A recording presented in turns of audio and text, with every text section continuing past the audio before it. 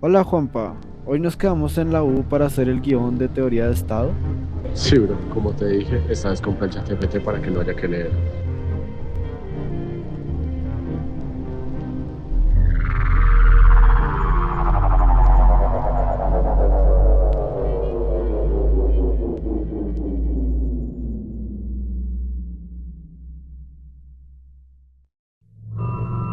Ah, ¿qué pasó? Hola, soy un alien y estoy recuperando información sobre la organización de los estados y del poder político de todo el universo. Oh, rayos y centellas, justo no leímos eso. ¿Cómo pueden vivir sin saber cómo se organizan? ¿Al menos conocen a alguien que sabe? Conocemos a alguien, de hecho es nuestro profesor que trata temas del Estado y así.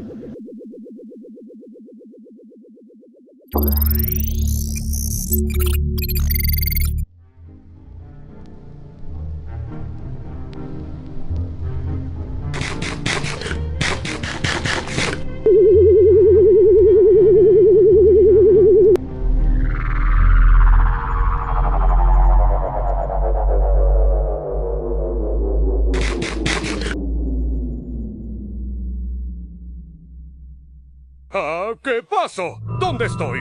Me secuestraron para pasar la materia. Tranquilo, profe, necesitamos que le diga a este señor alien todo lo que le pregunte.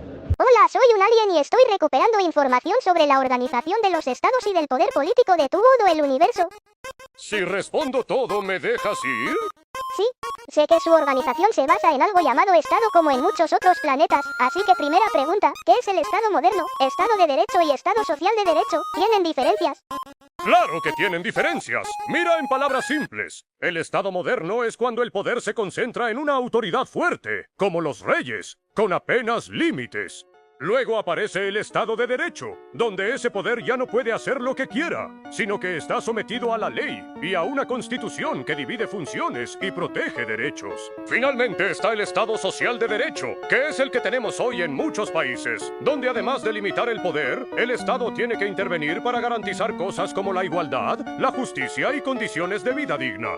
O sea, pasamos de concentrar el poder a limitarlo y luego se supone a usarlo para ayudar a la gente.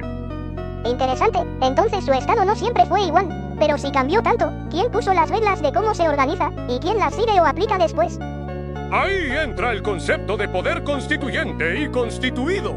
Verás la idea de distinguir entre un poder que crea el orden político y unos poderes que actúan dentro de ese orden ya estaba más o menos prevista por académicos como Locke y Lawson con el supuesto cuerpo del pueblo. Pero quien formula de manera clásica la idea de poder constituyente es Silles y Schmidt. Dicho fácil, la idea del poder constituyente es la del poder que crea la Constitución y que decide cómo se va a organizar el Estado. En cambio, el poder constituido son las autoridades que derivan de esa Constitución, como el Congreso, el gobierno o los jueces.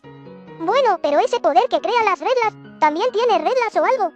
Ahí hay un cierto debate por la cantidad de posturas que hay, tanto diciendo que sí tiene límites como también que no. Depende del autor, podrás revisar varias opiniones, pero en general hay tres.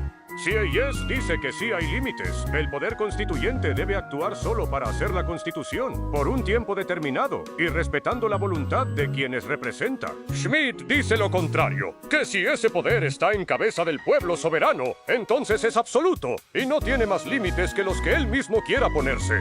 Y una postura más actual dice que, aunque sea muy fuerte, no debería pasar por encima de derechos humanos ni de mínimos democráticos. Es decir, sí, pero ni siquiera el dueño del juego debería saltarse ciertos mínimos. Yo me voy más con Schmidt, profe. Porque en la práctica ese poder que crea las reglas no parece tener un límite, ni siquiera jurídico real. Lo que manda es la decisión política del pueblo. Por ejemplo, en Chile intentaron cambiar la constitución ya 2 veces y como no hubo una voluntad constituyente suficientemente respaldada, sigue estando vigente la de la dictadura. A mí me suena más la idea de que si el poder constituyente nace de la voluntad del pueblo, no traicionar esa voluntad. Sí, suena romántico, pero tiene lógica, porque no sería coherente que un poder para organizar mejor al Estado terminara rompiendo las bases de la democracia. Bueno, si la Constitución es tan importante y de ahí sale todo, entonces ¿para qué sirve exactamente? No hay una postura totalmente uniforme, porque depende mucho de cómo entienda cada autor qué es una constitución. En lecciones de Derecho Constitucional, más que hablar de funciones, se hablan de rasgos y tareas como creación popular, organización del poder territorial, garantía de derechos, producción de normas, supremacía, rigidez, apertura al derecho internacional y pluralismo jurídico. En García Pelayo, en cambio, sí aparecen 4 funciones más claras: integrar la sociedad, legitimar el poder, estabilizar el sistema político y ordenar el sistema jurídico. Y Tomás y Valiente resalta sobre todo estas ideas: organización del poder, fuerza vinculante, garantiza derechos, separa poderes y limita el abuso del poder. La versión que me parece más interesante y probablemente acertada es la de García Pelayo. Según él, la Constitución cumple 4 funciones principales: integración nacional, porque permite que personas con ideas distintas convivan dentro de una misma unidad política, por así decirlo. Es la idea de pertenecer, la fundamentación de la legitimidad, porque define quién ejerce el poder, cómo lo hace y bajo qué límites. Estabilización del sistema político, ya que le da continuidad a las reglas, evita la rigidez, que las cosas cambien de una forma caótica y con eso probablemente hasta revoluciones. Ordenación del sistema jurídico, como su nombre lo dice, pone orden en el sistema jurídico, porque es la base que define cómo se crean, interpretan y aplican las demás normas. Al final, todos parecen coincidir en que la Constitución sirve para organizar y limitar el poder, proteger derechos y darle base jurídica y política al Estado. Así que podemos concluir que los más importantes o mínimos son las funciones de ordenar y garantizar derechos, pero no se pueden dejar como las únicas. Una vez hice una entrevista a mi profesora de argumentación sobre las funciones de la Constitución y ella dijo que la principal es dar coherencia al sistema jurídico, porque es la norma con la que uno puede evaluar si las demás reglas sí encajan con el proyecto político y jurídico de un país. Y yo estoy de acuerdo, porque al final cosas como ordenar el poder, poner límites o reconocer los derechos también hace parte o están dentro de esa misma coherencia.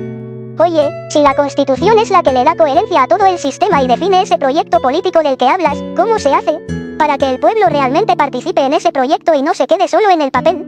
Sí, justo va por ahí. La democracia participativa es la forma en que ese proyecto que está en la Constitución no se queda solo en el papel. Significa que el pueblo, que es quien le da origen a todo, no solo elige gobernantes, sino que puede intervenir activamente en las decisiones públicas. Es como mantener esa coherencia de la que hablabas. Si la Constitución dice que el poder viene del pueblo, entonces la gente tiene que poder opinar, incidir y controlar lo que hacen las autoridades.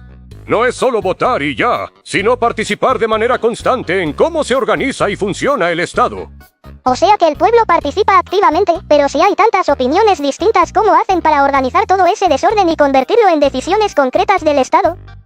Ahí entran los partidos políticos. Básicamente lo que hacen es recoger esas distintas ideas y posturas que hay en la sociedad y organizarlas en propuestas más claras. Es como pasar de un montón de opiniones sueltas a proyectos políticos que sí se pueden debatir y decidir. Además, los partidos permiten que ese pluralismo llegue a espacios como el Congreso, donde se discuten las ideas y se toman decisiones que terminan siendo la voluntad del Estado. Sin ellos, sería muy difícil coordinar todo, porque cada quien iría por su lado. Eso sí, en la práctica, por ejemplo, en Colombia no siempre funcionan perfecto. A veces hay muchos partidos pequeños, poca claridad ideológica o problemas como el clientelismo. Pero incluso con esas fallas siguen siendo fundamentales, porque son el puente entre la sociedad y el poder político. En muchos planetas, si no existen grupos que organicen las ideas, la política se vuelve un desorden. Si los partidos son tan importantes en su democracia, entonces ¿cómo hacen para llegar al poder? En Colombia, tanto el Senado como la Cámara se eligen por voto popular, pero no se eligen igual ni representan lo mismo. El Congreso cambia cada 4 años. La diferencia está en la circunscripción. Una circunscripción es el área o jurisdicción por la que se elige a alguien. El Senado se elige en circunscripción nacional, mientras que la Cámara de Representantes se elige en circunscripción territorial. Por eso la forma de votar cambia. A ti no te salen los candidatos de las otras jurisdicciones. El proceso de votar no solo es marcar quien te guste o quieras elegir. Los partidos presentan listas abiertas o cerradas. En una lista cerrada, el partido ya fija de antemano el orden en que se asignan las curules. En una lista abierta, en cambio, cada candidato o candidata aparece con un número dentro del partido, lo que muestra que la competencia no es solo entre partidos, sino también entre personas de una misma lista. Ya veo. Entonces, si hay partidos, también debe haber gente que no esté de acuerdo con el gobierno. ¿Qué pasa con ellos? Esos son la oposición, son los grupos o partidos que no están en el poder y que se encargan de criticar, vigilar y proponer alternativas. ¿Y no los eliminan o algo así? ¿En otros planetas pasa? Al contrario, en un sistema democrático la oposición es necesaria, tiene derechos, puede participar en debates, hacer control político y eventualmente llegar al poder. Eso garantiza que no haya abuso y que el sistema se mantenga equilibrado.